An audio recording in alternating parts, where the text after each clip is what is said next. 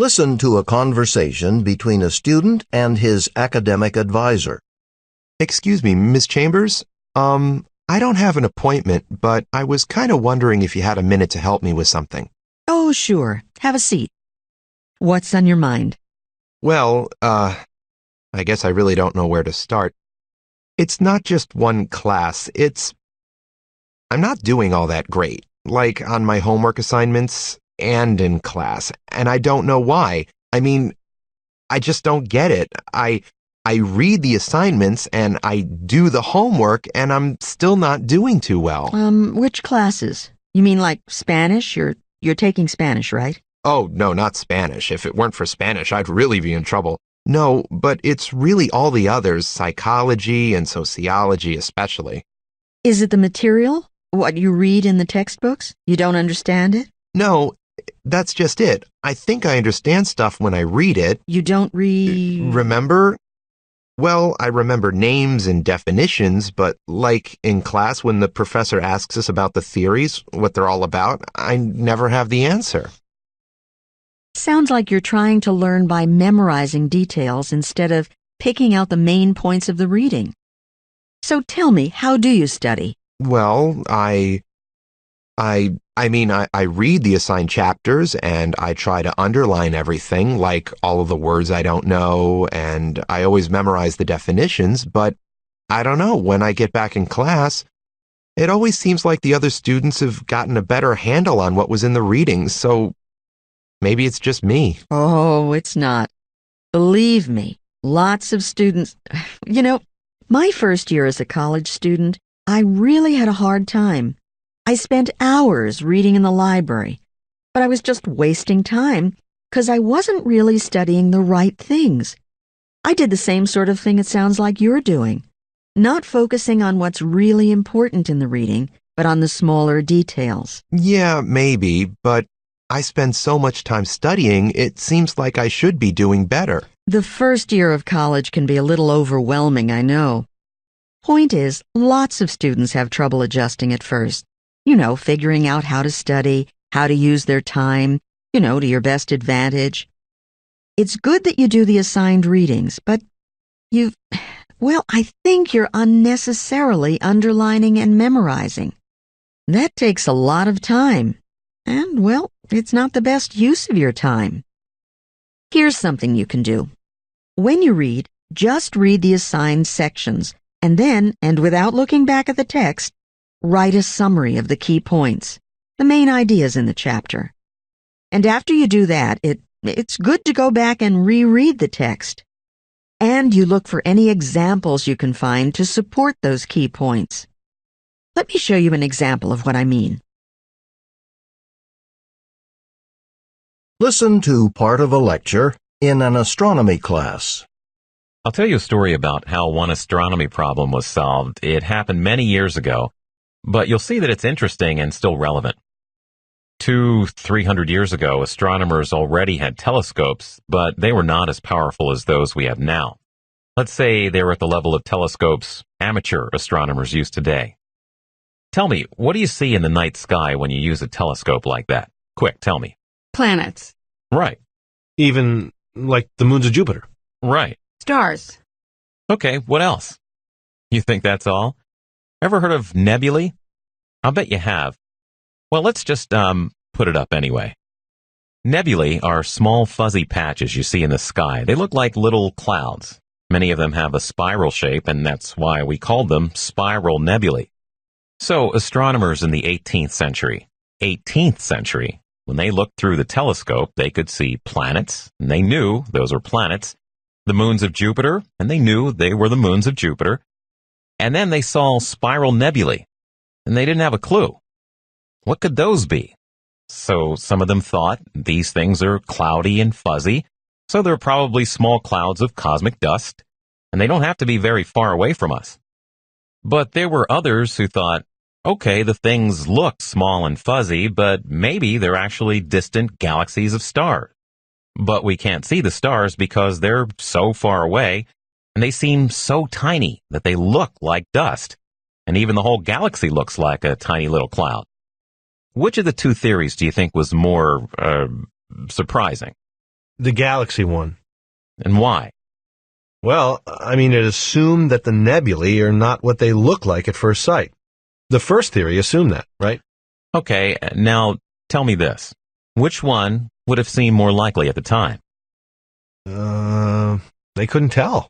Right. Two morals here. First, there can be different explanations for the same observation. And second, obvious doesn't necessarily mean right. What happened next was, for a long time, nothing. More than 150 years. No one could decide. Both hypotheses seemed plausible.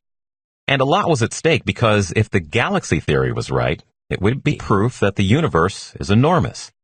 And if the dust theory was right, maybe not so enormous. So the size of the universe was at stake. And finally, in the 1920s, we came up with a telescope that was strong enough to tell us something new here. When we used it to look at the spiral nebulae, we saw, well, we were not absolutely sure, but it really looked like there were stars in those nebulae. So, not dust after all, but stars. But how far away were they really? How would you measure that? Any ideas? Laura. Well, how about measuring how strong those stars shine? Because if the star is far away, then its light would be weak, right? Yes, but there's a problem here. You need to know how bright the star is in the first place, because some stars are naturally much brighter than others. So, if you see a star that's weak, it can mean one of two things. Oh, it's either far away or it's just a weak star. And you can't really always tell which, but you're on the right track. There's a kind of star where you can calculate its natural brightness. And you guessed it, we found some in the nebulae. It's called a variable star, or a variable for short, because its brightness varies in regular intervals. I won't go into detail here, but basically, the longer the interval, the brighter the star. So, from the length of those intervals, we were able to calculate their natural brightness. This told us how distant they were, and many turned out to be very, very far away. So we can be sure that the spiral nebulae really are very distant galaxies, which is what some 18th century astronomers guessed, but didn't have the instruments to prove. Now, one reason I told you this story is that today, there are still plenty of situations when we see something out there, but we really aren't sure what it is. An example of one such mysterious observation would be gamma-ray bursters. We've known about these gamma-ray bursters for a long time now, but we can't all agree on what they are. Listen again to part of the lecture. Then answer the question.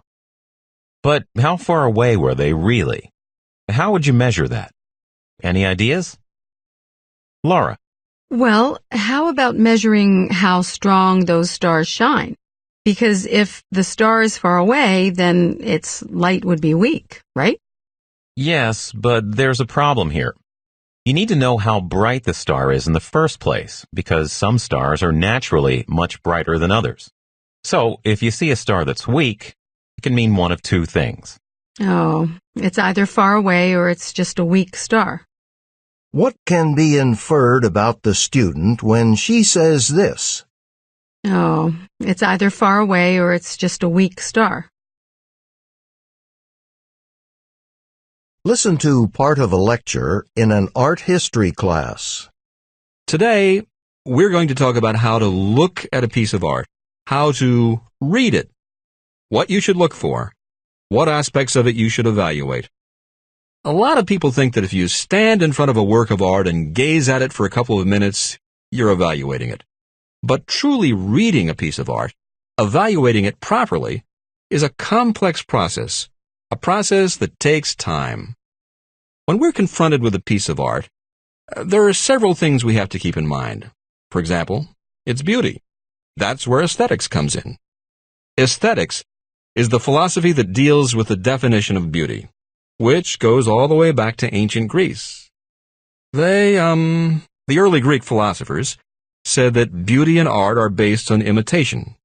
Their feeling about art was that it's beautiful when it imitates life. They thought that the truthfulness of an image, how truthful it is to life, determines its value as art.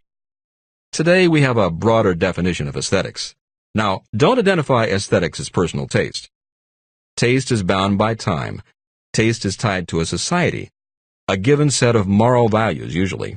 You may not like a piece of art from a different culture. It may not be your taste, but you appreciate its beauty because you recognize certain aesthetic principles. Art generally adheres to certain aesthetic principles like balance, balanced proportions, contrast, movement, or rhythm. We'll discuss aesthetics more in detail when we look at some pieces of art together. Another thing to keep in mind in evaluating art is that art has a purpose, generally determined by the artist. You may not know what it is, and you don't need to know what it is to appreciate a piece of art, but it helps.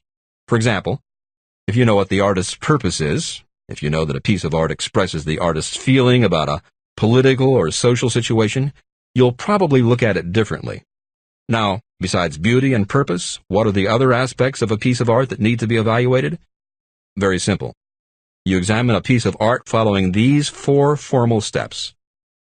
The first step is description. Describe physical characteristics of the piece, like this painting is large, it's oil on canvas. Describe the subject. It's a person, it's a landscape. Or predominant colors like, earth colors. That's a description, okay? So you've described the piece. The next step is analysis.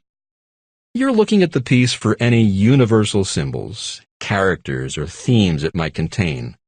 Certain symbols are universal, and the artist counts on your understanding of symbols. Even colors have symbolic significance, as you may know.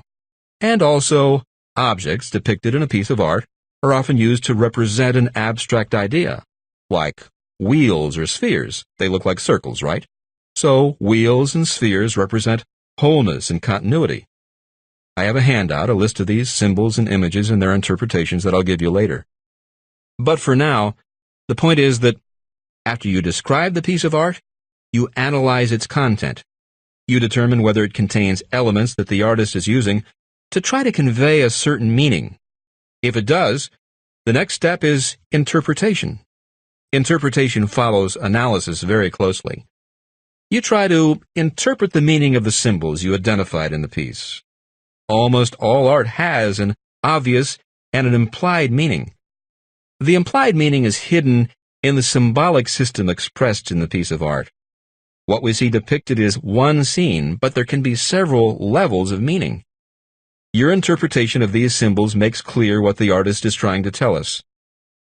The last step is judgment or opinion. What do you think of the piece? Is it powerful or boring? But I give that hardly any weight.